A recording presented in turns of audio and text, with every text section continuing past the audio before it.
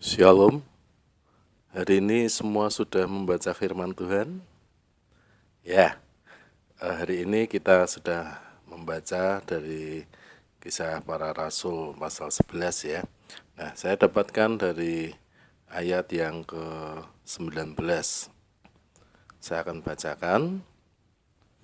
Sementara itu, banyak saudara-saudara telah tersebar karena penganiayaan yang timbul sesudah Stefanus dihukum mati.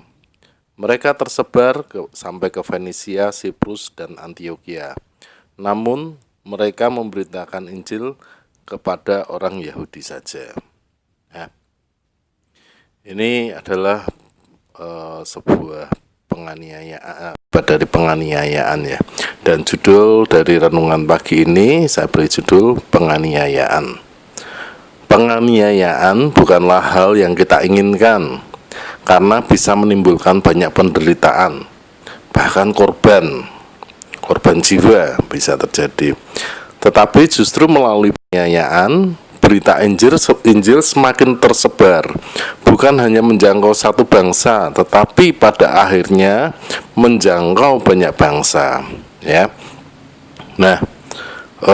Ini ada di berikutnya itu ya, di ayat yang ke-20. Akan tetapi di antara mereka ada beberapa orang Siprus dan orang Kirene yang tiba di Antioquia dan berkata-kata juga kepada orang-orang Yunani dan memberitakan Injil bahwa Yesus adalah Tuhan.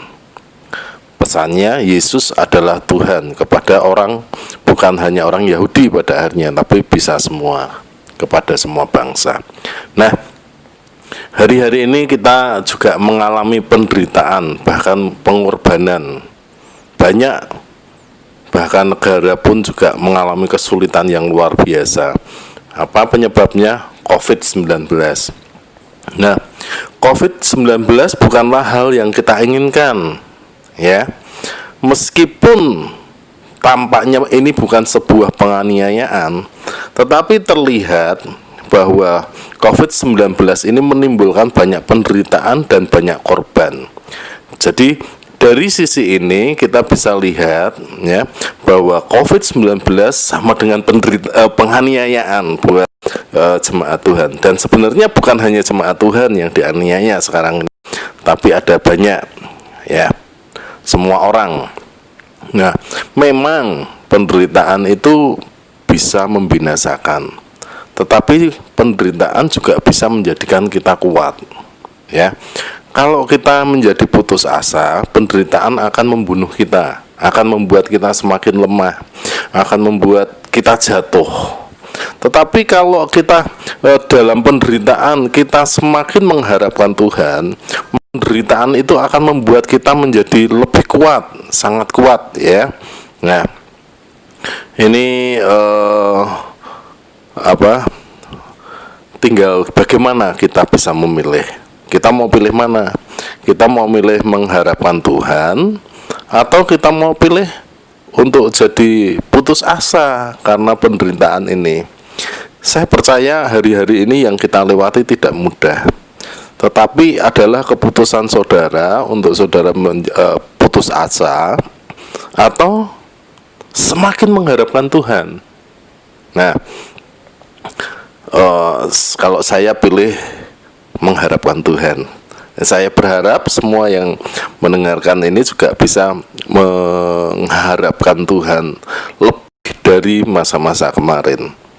Nah, tanpa disadari ya, kita melihat ya, COVID ini sepertinya penderitaan, tetapi kenyataannya kalau kita buka di YouTube, kita buka terutama hari Minggu, banyak sekali kita buka langsung ibadah online tanpa sengaja, tanpa direncanakan sebelumnya. Tapi saya percaya ini adalah rencana Tuhan, bahwa firman itu semakin diberitakan. Setiap orang yang punya HP sekarang bisa mengakses dan mendapatkan firman itu. Ya, memang ada orang-orang yang, aku kepengen ke gereja, tetapi kita kita berangkat ke gereja sekarang ini masih terlalu besar resikonya. Tapi kalau kita bisa menikmati, kita bisa sungguh-sungguh dalam ibadah online, kita bisa menahan untuk kita tidak bertemu di dalam gedung gereja. Kenapa? Asal kita sungguh-sungguh waktu ibadah kita. Nah, ini ya. Dan memang ini rencana Allah yang tidak kita rencanakan sebelumnya, bahwa sekarang ini firman Tuhan semakin diberitakan. Nah, terus bagian kita apa? Saudara, orang yang mengharapkan Tuhan. Saudara bukan orang yang putus asa. Seperti jemaat-jemaat di masa lalu, mereka memberitakan Injil. Meskipun di tengah-tengah penderitaan, mereka tetap memberitakan Injil. Gimana kita memberitakan Injil? Sekarang jauh lebih mudah. Saudara, dengarkan firman dulu, dengarkan terus berbagi kepada banyak orang. Link YouTube-nya, ya. Jadi tetap semangat ya. Nah, ini kesannya hari ini dari renungan ini, pesannya adalah tetap percaya Tuhan sanggup menolong kita apapun keadaan kita. Ulangi bersama-sama, tetap percaya Tuhan sanggup menolong kita apapun keadaannya. Yang kedua adalah berbagi iman. Gimana caranya? Ya, berbagi iman, memberitakan kabar baik Yesus adalah Tuhan kepada semua orang. Aku tidak bisa ngomong, aku kesulitan. Ada banyak cara sekarang untuk memberitakan bahwa Yesus adalah Tuhan. Bagi linknya, bagi sharing di media sosial perkataan-perkataan firman. Oke, selamat bekerja di ladang Tuhan dan tetap semangat. Tuhan Yesus memberkati.